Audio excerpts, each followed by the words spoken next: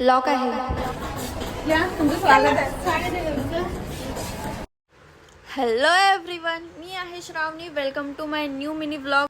मी आली आहे कॉलेजला. सो आमचं फर्स्ट लेक्चर ऑफ होतं, तर आम्ही ते गप्पा करत बसलो. आम्ही जात आहोत लँग्वेज लॅबमध्ये.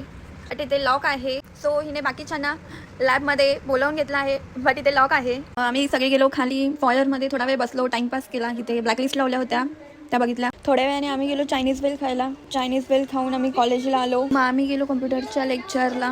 मॅमने आम्हाला असाइनमेंट दिली होती, ती कंप्लीट केली. देखो ना गाइस, देखो ना. लेक्चर झाल्यावर आम्ही बाहेर आलो, तर इथे स्टॉल लावला होता, तर आम्ही थोडे इयरिंग्स बघितले.